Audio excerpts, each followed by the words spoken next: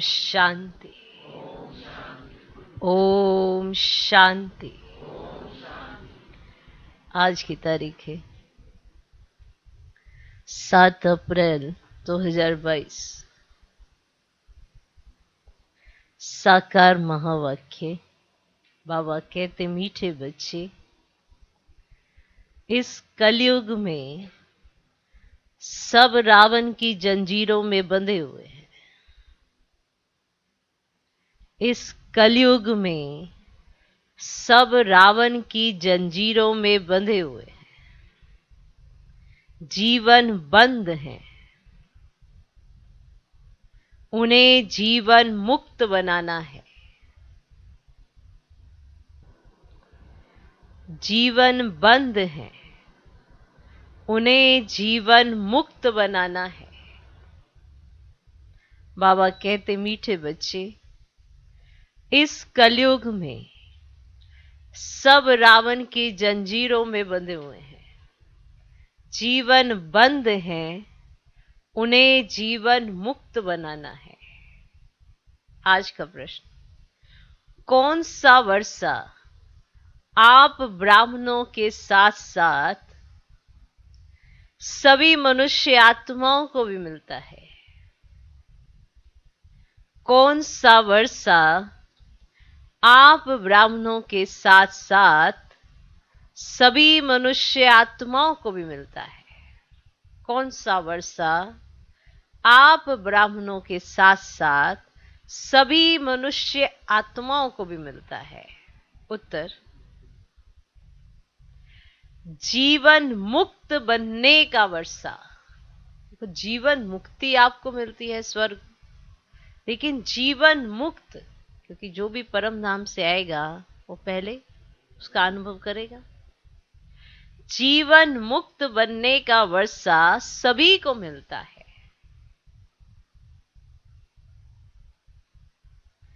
तुम ब्रह्मा की औलाद ब्राह्मण बनते हो। तुम ब्रह्मा की औलाद ब्राह्मण बनते हो, इसीलिए तुम्हें 21 जन्मों के लिए जीवन मुक्ति का वर्षा मिलता है। तुम ब्रह्मा की औलाद ब्राह्मण बनते हो, इसीलिए तुम्हें 21 जन्मों के लिए जीवन मुक्ति का वर्षा मिलता है। बाकी सबको अपने अपने धर्म में पहले जीवन मुक्ति अर्थात सुख, फिर दुख मिलता है। तो यहां पर जीवन मुक्ति का अर्थ है कि जो भी परम धाम से पहले आएगा वो सुख अनुभव करेगा। ठीक, तो यहां पर जीवन मुक्ति का अर्थ ये है। शब्द वही है, पर अर्थ समझकर आपने महावाक्यों को सुनना होता है। अगर अर्थ नहीं समझेंगे, शब्द को पकड़ेंगे तो सोचेंगे कि अच्छा वो भी स्वर्ग में आएंगे। तो अर्थ समझिए, शब्द नहीं पकड़े। इसीलिए बताता बाबा बार बार बीच बीच में हर बात का अर्थ बताता है। तो तुम ब्रह्मा की औलाद ब्राह्मण बनते हो, इसीलिए तुम्हें 21 जन्मों के लिए जीवन मुक्ति का वर्षा मिलता है। बाकी सबको अपने अपने धर्म में पहले जीवन मुक्ति अर्थात सुख, फिर दुख मिलता है। तो प्रश्न क्या था, फिर से सुनो। कौन सा वर्षा आप ब्राह्मणों के साथ साथ सभी मनुष्य आत्माओं को मिलता है? सभी मनुष्य आत्माओं। कौन सा? सुख का, माना परम धाम से उतरते ही सबसे पहले मिलेगा सुख, माना जीवन मुक्ति, फिर दुख मिलता है। हर एक आधा समय सुख और आधा समय दुख भोगते हैं। अब ये हर एक की बात हो रही है। हर एक आधा समय सुख, आधा समय दुख भोगते हैं। बाकी हर एक स्वर्ग के सुख नहीं भोग सकते। ठीक, तो स्वर्ग के सुख अलग, और हरेक जो सुख देखते हैं वो हरेक मनुष्य आत्मा पाएगी। क्लियर? बाकी हरेक स्वर्ग के सुख नहीं भोग सकते, उसके लिए तो ब्राह्मण बनना पड़े, उसके लिए तो ब्राह्मण बनना पड़े, पाठशाला में शिक्षा लेनी पड़े,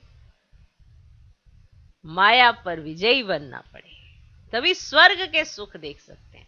जीवन मुक्ति सुख माना परम धाम से आए तो जो जन्म होगा उसमें सुख होगा, पर बहुत जल्दी, अगर वो लेट आए तो बहुत जल्दी उन्हें दुख देखना होगा। हाँ, बीच में आए तो फिर थोड़ा समय, आधा समय सुख। और अब मान लो किसी का एक ही जन्म है या 2 जन्म है, तो अब उसको सुख भी देखना है, दुख भी देखना है, तो जितना सुख देखा होगा उतना ही वो दुख देख, या आधा आधा हिसाब बताया हुआ है।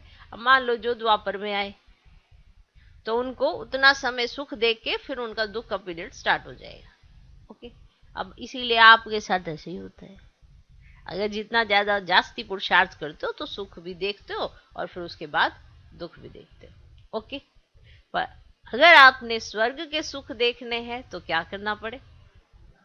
ब्राह्मण बनना पड़े, पाठशाला में शिक्षा लेनी पड़े, माया पर विजयी बनना पड़े, तो आपको क्या मिलेगा?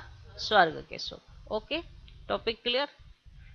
अब सारी मुरली इसी बात पे ऐसे से चलेगी, तो ये नहीं समझना अरे जीवन मुक्ति स्वर्ग में क्या धर्म पिता भी आएंगे, फिर ऐसे कंफ्यूजन हो जाती। इसलिए जो शब्द है उसका अर्थ बाबा ने समझा दिया, और उसके बाद डिटेल में आप सुनोगे तो आपको स्पष्ट हो जाएगा। ओके, तो आज का गीत है मुखड़ा देख ले प्राणी अपने दिल दर्पण में। ओम शांति। ये किसने कहा? अपने दिल रूपी दर्पण में देखो कि कितने पाप हैं, कितने पुण्य हैं, अर्थात 5 विकारों पर कितनी जीत पैनी है। हम लायक बने हैं श्री नारायण को वरने? पूछा बाबा ने, हम लायक बने हैं श्री नारायण को वरने? क्योंकि जीवन मुक्ति व स्वर्ग के मालिक तो राजा रानी भी बनते हैं, प्रजा भी बनती है। तो दर्पण में अपने को देखना है कि मां बाप जितनी सेवा हम कर सकते हैं।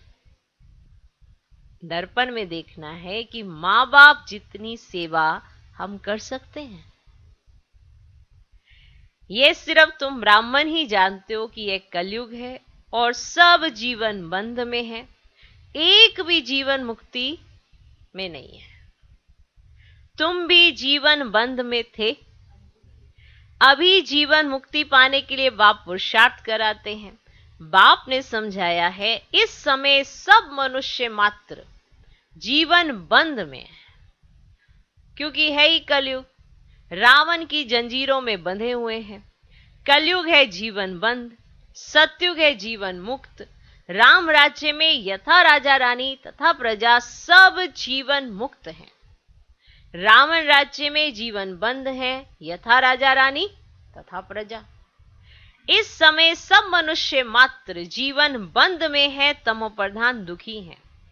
अब सबको सतो प्रधान में जाना है। सतो प्रधान शुरू होता है सतयुग में। हर एक आत्मा को अपना अपना पार्ट बजाना है। आत्मा अपने अपने धर्म में जब आती है शांति धाम से, तो पहले पहले जीवन मुक्त है। ठीक, कोई भी धर्म की आत्मा, कोई भी आत्मा जब पहले पहले आती है तो पहले पहले वो जीवन मुक्त है। सत्युग त्रेता में किसको जीवन बंद नहीं कहेंगे, क्योंकि रावण राज्य ही नहीं। कलयुग में रावण राज्य है, सारी पृथ्वी पर जीवन बंद राज्य है। तो आज 2 टॉपिक, जीवन बंद, जीवन मुक्त। आदि सनातन देवी देवता धर्म का पहला नंबर जो है वह भी जीवन बंद में है। आदि सनातन देवी देवता धर्म का पहला नंबर वो जो है वह भी जीवन बंद में है, अब जीवन मुक्त बन रहा है। जीवन मुक्ति का अर्थ यह नहीं कि सभी सत्युग त्रेता में आ जाएंगे, नहीं। रावण के दुख से छुड़ाना उसको ही जीवन मुक्ति कहा जाता है। क्लियर? तो आपके साथ पूरे विश्व में जितनी भी मनुष्य आत्माएं हैं वो रावण के दुख से छूटती हैं, तो सब किसको प्राप्त करते हैं? जीवन मुक्ति को। मनुष्य को मुक्ति व जीवन मुक्ति दे नहीं सकते। मुक्ति अर्थात निर्वाण धाम में सबको बाप ही ले जाते हैं। पहले सब मुक्ति में जाएंगे, फिर जीवन मुक्ति में नंबरवार धर्म अनुसार आएंगे। पहले सब मुक्ति में जाएंगे, फिर जीवन मुक्ति में नंबरवार धर्म अनुसार आएंगे। ऐसे नहीं कि सत्युग में नहीं आते तो जीवन मुक्त नहीं कहला सकते। पहले पहले जो भी आते हैं अपने धर्म में जीवन मुक्ति में हैं। आत्मा को पहले सतो प्रधान बनना है, फिर सतो रजो में आना है। हर चीज नई से पुरानी होती है, पुरानी से फिर नई बनती है। इस समय साधु संत आदि सब जीवन बंद में हैं। अब है ही कलयुग, जब तक बाप ना आए। ठीक, उनको बाबा कहा जाता है। फिर महाकाल कहो या कोई भी नाम रखो, असल नाम है शिव बाबा। बाबा बाबा कहते ही रहते हैं। गॉड फादर परम पिता परमात्मा कहते हैं। बाप समझाते हैं मैं आकर बच्चों को मुक्ति जीवन मुक्ति दोनों ही देता हूं। पहले पहले जो भी आएंगे जरूर सुख में आएंगे, जो भी आएंगे जरूर सुख में आएंगे। फिर पीछे दुख में आना है। तो देखो, अगर आपको ये कॉन्सेप्ट समझ आ गया तो आप किसी को भी समझा सकते हो कि सुख तो मिलेगा, पर क्यों मिलेगा? कि परमात्मा ने आकर सबको जीवन बंध से छुड़ाया, सबको छुड़ाया। इसीलिए जब भी जो भी आत्मा परम धाम से नीचे उतरेगी उसे पहले पहले सुख मिलेगा। ठीक, तो पहले पहले जो भी आएंगे जरूर सुख में आएंगे, फिर पीछे दुख में आना है। मुक्ति के बाद जीवन मुक्ति आती है, फिर पीछे है जीवन बंद। पहले पहले जरूर सुख में आना है। बाप सभी को सुख का वर्षा देते हैं, फिर कोई का एक जन्म भी सुख का होगा। आया, थोड़ा सुख पाया और मरा। उनका ड्रामा में इतना ही पार्ट है। वृद्धि तो मनुष्यों की होती ही रहती है, अब तक आते ही रहते हैं। जास्ती रहने वाले तो नहीं है। विनाश सामने खड़ा है। जो नए आएंगे फिर भल कलयुग में आए, परंतु आते ही दुख नहीं भोगेंगे। जरूर उनका कहां अच्छा ही मान होगा। मुक्ति धाम से हमेशा पहले जीवन मुक्ति में जाना होता है। माया के बंधन से मुक्त हो पहले सुख में उतरेंगे, फिर दुख में आएंगे। इस समय सब जड़जड़ीभूत अवस्था को पाए हुए हैं। अपना सुख और दुख का पाठ बजाए सब मुक्ति और जीवन मुक्ति में आएंगे। ठीक है, सब मुक्ति और जीवन मुक्ति धाम में आएंगे। मुक्ति है ही वाया, माना सबको वहां से क्रॉस होना है। जाएंगे फिर आएंगे जरूर। सारी दुनिया के मनुष्य मात्र जो जिस जिस धर्म में आए हैं वह फिर ऐसे ही आएंगे। जनक को भी जीवन मुक्ति मिली ना। ऐसे नहीं कि राजाई इस समय नहीं है, वह भी पिछाड़ी में आकर ज्ञान लेंगे जरूर। जीवन मुक्ति तो तुम सबको मिलती है, परंतु नंबरवार पुरुषार्थ अनुसार। ठीक, जीवन मुक्ति तो तुम सबको मिलती है, परंतु नंबरवार पुरुषार्थ अनुसार। और जो सब धर्म है उनके लिए फिर कहेंगे नंबरवार पुरुषार्थ अनुसार और धर्म अनुसार। Topic clear? और जो माना धर्म में भी तो होंगे ना, जितना जो पुरुषार्थ करेगा उस अनुसार वो भी पोजीशन प्राप्त करेगा अपने धर्म में। तो वहां पे भी क्या कहेंगे? नंबरवार पुरुषार्थ अनुसार और धर्म अनुसार। जो भी देवी देवता धर्म वाले और धर्मों में चले गए हैं वे सब निकल आएंगे। अब देखो इतनी सारी आदमशुमारी है, कैसे पता पड़े कि आदि सनातन देवी देवता धर्म का है? कन्वर्ट भी तो बहुत हुए ना। किसी को अपने जान माल का कोई ऐसे नुकसान था तो बहुत सारे कन्वर्ट भी हुए हैं। अब जब कन्वर्ट हुए तो उस समय अपने आप को बचाना था, फिर आगे की जो भी उनकी वो थी वो सारी बिरादरी क्या हो गई, उसी उसमें धर्म में चली गई। अब जैसे ही उनको आदि सनातन देवी देवता धर्म का परिचय देने, माना डायरेक्ट परमपिता परमात्मा जब ये ज्ञान सुनाते हैं तभी तो उनको पता पड़े, और फिर उनको टच होगा और वो बहुत जल्दी बदल जाएंगे। बस, तो उन्होंने सबका भी तो कल्याण करना है ना, इसीलिए भी ट्रांसफर हो जाते हैं। और जैसे ही पता चलेगा जो और धर्मों में चले गए हैं वह फिर निकल आएंगे, सबको वापस आना है।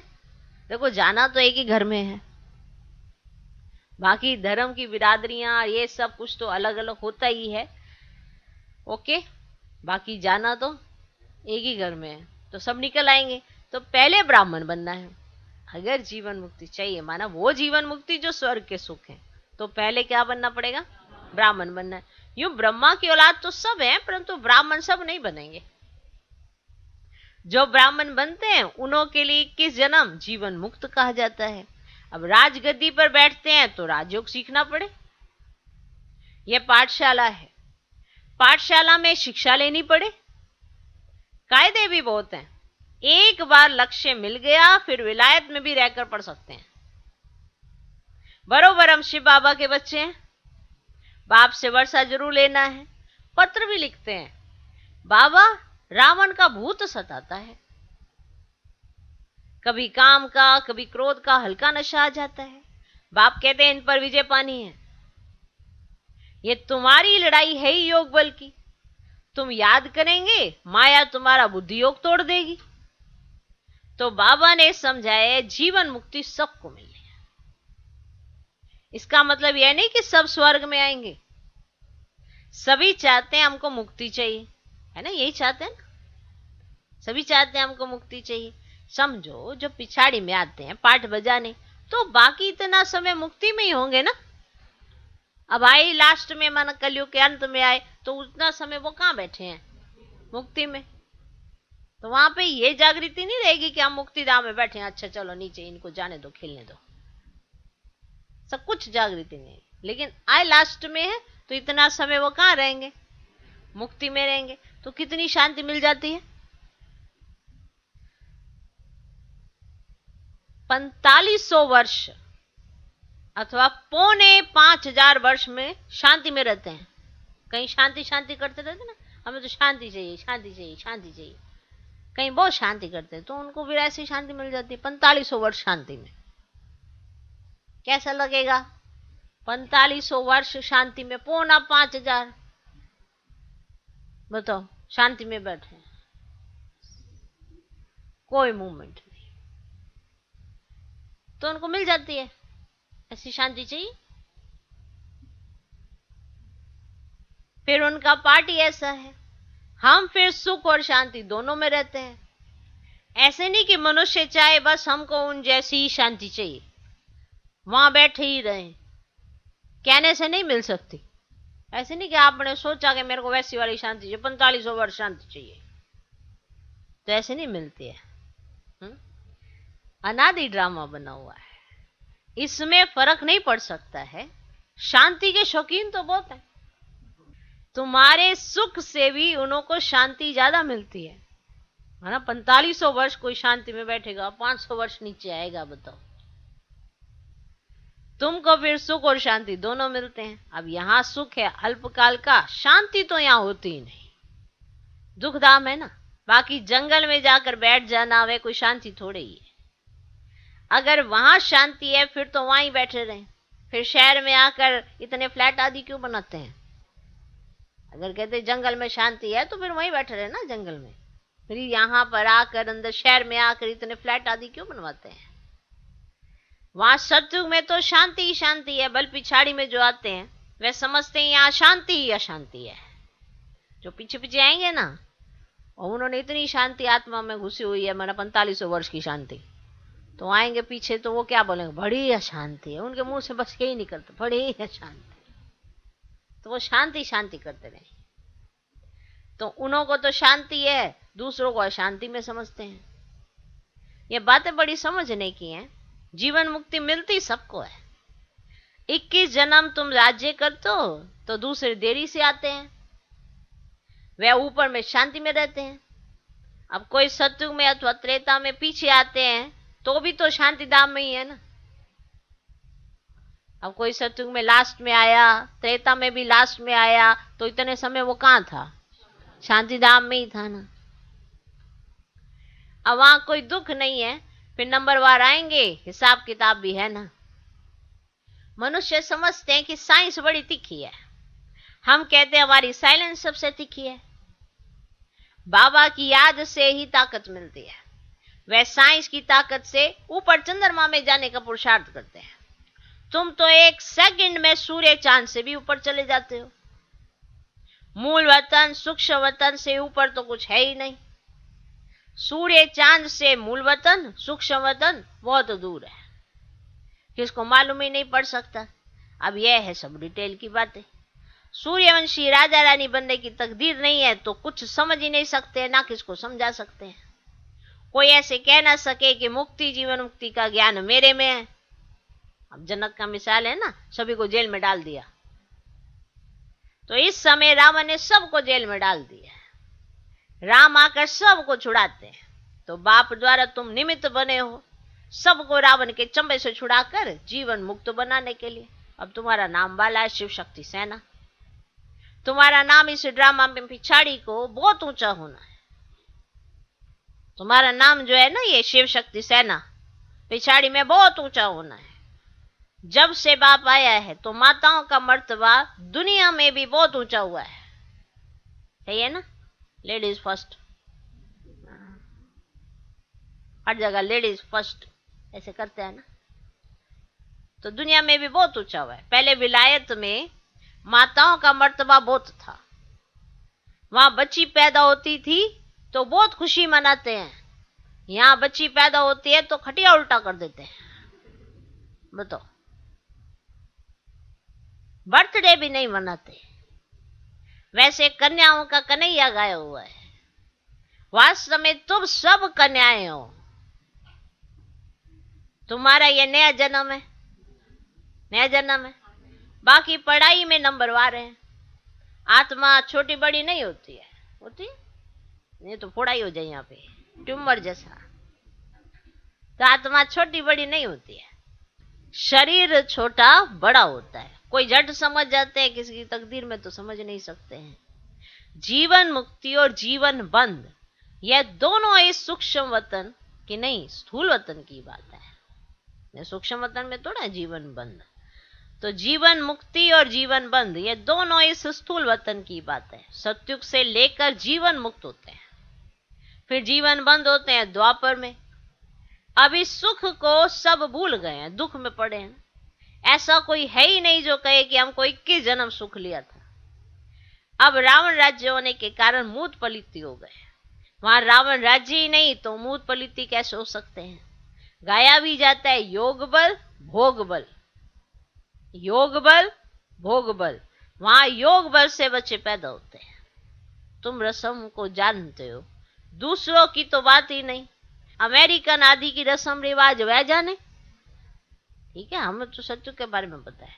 अमेरिकन की रस्म रिवाज आदि वह जाने, हम अपनी रस्म रिवाज को जान गए हैं। हम सत्य के रहने वाले हैं, वहां हमारी रस्म रिवाज भी नहीं होगी, उस पर चलेंगे।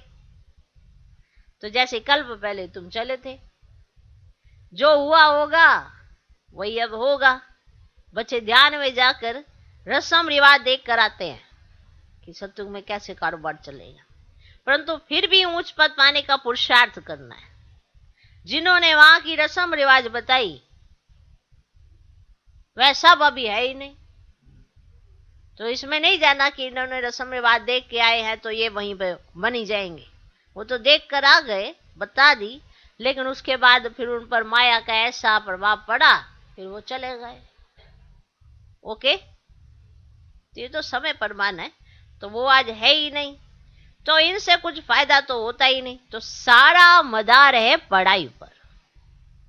योग और ज्ञान योग अर्थात बाप को याद करना है। ज्ञान अर्थात चक्र फिराना। ये तो सहज है, ये तो सहज है। बाप कहते हैं मेरे पास आना है, इसलिए मुझे याद करो। मनुष्य को मरने समय कहा जाता है राम राम को, अर्थ कुछ भी समझते नहीं। श्री कृष्ण कहने से भी वहां पहुंच तो नहीं जाते, ले जाने वाला फिर भी बाप है। विक्रम विनाश होने बिगड़ तुम वापिस कैसे जाएंगे? अभी सबकी कयामत का समय है, फिर अपने अपने समय पर आएंगे। ये पॉइंट धारण करनी है, नोट करनी है। तुमको माता पिता को फॉलो करना चाहिए। मम्मा कभी किसको तंग नहीं करती थी। कईयों की बहुत रिपोर्ट आती है, मैनर्स नहीं है। परम पिता परमात्मा पढ़ाते हैं, कितना दिमाग चाहिए। अच्छी चलन वाले पर सभी का प्यार रहेगा। तो कहेंगे ये तो मम्मा है, ये तो बाबा है। अरे उनकी चलन ऐसी है तो सबका प्यार है ना। कोई ऐसे मम्मा या बाबा ऐसे माथे पे थोड़ा लिखा हुआ है, पर उनकी चलन देखकर सभी का प्यार उन पर है। तो उन्होंने अपनी चलन से ही तो सबको अपना बनाया ना, तो हमको भी इनको फॉलो करना है। तो जैसे बाबा ने किया, मम्मा ने किया, सबके साथ कैसे मीठा, कैसे प्यार से। कोई कहे कि अच्छा नहीं है तो मम्मा है, ये तो बाबा है, इसीलिए ऐसा है, पर उनकी चलन तो उनके हाथ में है ना। शिक्षा तो उनको भी वही मिली जो हमको मिल रही है। तो उन्होंने कर दिखाया, हम नहीं कर पा रहे, क्या फर्क है? बहुत बड़ा फर्क ये है कि उन्होंने करके दिखाया और हम ये सोच के बैठ जाते अरे वो तो बाबा है, वो मम्मा है तो वो भी मनुष्य तन में ना। तो वही आत्मा मनुष्य तन में है। जब वो किसी के संबंध संपर्क में आते हैं तो कैसा व्यवहार करते हैं, तो वो जैसा व्यवहार करते हैं हम भी फॉलो करें। हम तो अपनी मस्ती में मस्त हैं, पहले हमें ही दे दो सारा कुछ। इनको देना आता है, हम बच्चों को क्या सिर्फ लेना ही आता है? तो जिसको देना आ गया वो उनके समान बन जाएगा। ये माता पिता कैसे बने? माता पिता को क्यों माता पिता कहा जाता है? क्योंकि वो बच्चों पे कुर्बान चले जाते हैं, उनको अपने लिए कुछ नहीं चाहिए होता है, इसीलिए उनको माता पिता कहा जाता है। भाई बहन भी ऐसे बन सकते हैं अगर वृत्ति वैसी बना दें तो फॉलो करना आना चाहिए कि फॉलो कैसे करना है। ओके, तो परम पिता परमात्मा पढ़ाते, कितना दिमाग चाहिए। अच्छी चलन वाले पर सभी का प्यार रहेगा।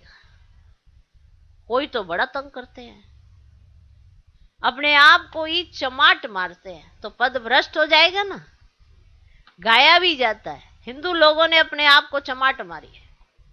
ईश्वर जो राज्य भाग्य देता है उनको सर्वव्यापी कह दिया है, या अपने को चमाट मारी है तब यह हाल हुआ है। शास्त्रों में दिखाया है कि भगवान कहते हैं कि मैं सर्वव्यापी हूं, परंतु भगवान खुद कहते हैं मैं तुम्हारे जैसा थोड़े ही जो अपने को चमाट मारूंगा। क्या मैं कुत्ते बिल्ली में हूं? बाप कहते हैं तुमने मेरी गलानी की है। यह भी ड्रामा, फिर भी ऐसे ही होगा। अच्छा, मीठे मीठे सिकिलदे बच्चों प्रति माता पिता बाप दादा का याद प्यार और गुड मॉर्निंग। रूहानी बाप की रूहानी बच्चों को नमस्ते। हम रूहानी बच्चों की भी रूहानी बाप को नमस्ते नमस्ते नमस्ते। Good morning good morning good morning. धारणा के लिए मुख्य सार, पहला पॉइंट, कोई भी उल्टी चलन नहीं चलनी है, कोई भी उल्टी चलन नहीं चलनी है। अच्छे गुण धारण करना है। कैसे? भाव भी तो देखो ना, वो वृत्ति में जो स्नेह होता है उसके आधार पर सब मानते हैं, ऐसे थोड़ा मान लेगा कोई बात। तो कोई भी उल्टी चलन नहीं चलनी है। आप अपनी एक्टिविटी पर ज्यादा ध्यान दो, बाकियों की एक्टिविटी पे कम। खुद को कहाँ सुधारना है इस पे जो आत्मा ध्यान देती है ना, तभी वो बाबा जैसी बन सकती है, बाबा मम्मा जैसी बन सकती है, वरना मुझे नहीं लगता कि बन सकते हैं। वरना ये मम्मा मम्मा का बड़ा गायन किया होगा, मैं मम्मा जैसी, मैं मम्मा जैसी, तो सारे इनमें मम्मा देख रहे हैं, हाँ? मैं बाबा जैसा, मैं बाबा जैसा, तो ऐसे बाबा जैसे बन जाते हैं तो फिर तो हो जाता काम। फिर तो इतना सब कुछ करने की जरूरत ही क्या है, इतना पढ़ना, संस्कारों पे ध्यान देना, स्वभाव को अच्छा रखना, एक दूसरे के साथ एडजस्टमेंट बना के रखना, इन सब चीजों की जरूरत ही क्या है। फिर सीधा बोलना ब्रह्मा बाबा ब्रह्मा बाबा ब्रह्मा बाबा ब्रह्मा बाबा, हो जाते हैं उनके जैसे हम। किसी का नाम लेने से किसी की तरह होते तो फिर तो सन्यासी सबसे पहले होते परमात्मा की तरफ। नाम लेने से नहीं, संस्कारों की तरफ ध्यान देने से, उनके कर्मों की तरफ ध्यान दोगे, तब जाके हम उनके जैसे होंगे कि वो इस कर्म में कैसे करते हैं, उस कर्म में वो क्या करेंगे, उस कर्म में क्या करेंगे, इस समय उनकी सोच कैसी होगी, फिर हमें कैसे लानी, तब जाके हम फॉलो कर सकेंगे। तो कोई भी उल्टी चलन नहीं चलनी है, अच्छे गुण धारण करने हैं, माता पिता को फॉलो करना है, अच्छे गुण धारण करने हैं। सबको पता है अच्छा गुण कौन सा होता है? पता नहीं? अच्छा, पता है। अच्छे गुण धारण करने हैं, माता पिता को फॉलो करना है। दूसरा पॉइंट, योग बल से काम क्रोध के हल्के नशे को भी समाप्त करना है। योग बल से काम क्रोध के हल्के नशे को भी समाप्त करना है। निमित्त बन सबको रावण की जंजीरों से छुड़ाने की सेवा करनी है। निमित्त बन सबको रावण की जंजीरों से छुड़ाने की सेवा करनी है। योग बल से काम क्रोध के हल्के नशे को भी समाप्त करना है। निमित्त बन सबको रावण की जंजीरों से छुड़ाने की सेवा करनी है। आज का वरदान, क्या, क्यों, ऐसे और वैसे, क्या, क्यों, ऐसे और वैसे के सभी प्रश्नों से पार रहने वाले सदा प्रसन्न चित्त भव। क्या, क्यों, ऐसे और वैसे के सभी प्रश्नों से पार रहने वाले सदा प्रसन्न चित्त भव। जो प्रसन्न चित्त आत्माएं हैं, वे स्व के संबंध में, व सर्व के संबंध में, प्रकृति के संबंध में, किसी भी समय, किसी भी बात में संकल्प मात्र भी क्वेश्चन नहीं उठाएंगी। जो प्रसन्न चित्तात्मा है, माना उनको हमेशा याद रहता है क्या, ये क्या, क्यों, ऐसे वैसे। जब ड्रामा की नॉलेज मिल गई, बाप का परिचय मिल गया, और प्रसन्नता तो बहुत ज्यादा होनी चाहिए, तो कोई भी बात मेरी प्रसन्नता तो ले ही नहीं जा सकती, क्योंकि क्या क्यों करने जैसा कोई भी है ही नहीं। ड्रामा के हर सीन को आप जानते, तो क्या क्यों करेंगे कैसे, और जब करेंगे नहीं तो प्रसन्नता जाएगी कैसे। तो जो प्रसन्न चित्त आत्माएं, प्रसन्नता नहीं कहा जाता, प्रसन्न चित्त, जिसका चित्त में खुशी रहती है सदा, जिसके मन चित्त में सदा खुशी के संकल्प रहते हैं, जो प्रसन्न चित्त आत्माएं हैं, वो स्व के संबंध में, सर्व के संबंध में, प्रकृति के संबंध में, या किसी भी समय, किसी भी बात में संकल्प मात्र भी क्वेश्चन नहीं उठाएंगी। ये ऐसा क्यों, व ये क्या हो रहा है, ऐसा भी होता है क्या, ऐसे नहीं। प्रसन्न चित्त आत्मा के संकल्प में हर कर्म को करते, देखते, सुनते, सोचते यही रहता है कि जो हो रहा है वह मेरे लिए अच्छा है, और सदा अच्छा ही होना है। बिल्कुल, जो हो रहा है वह मेरे लिए अच्छा है और सदा अच्छा ही होना है। वे कभी क्या, क्यों, ऐसे वैसे इन प्रश्नों की उलझन में नहीं जाते। ठीक। आज का स्लोगन, स्वयं को मेहमान समझकर हर कर्म करो। स्वयं को मेहमान समझकर हर कर्म करो, तो महान और महिमा योग्य बन जाएंगे। स्वयं को मेहमान समझकर हर कर्म करो, तो महान और महिमा योग्य बन जाएंगे।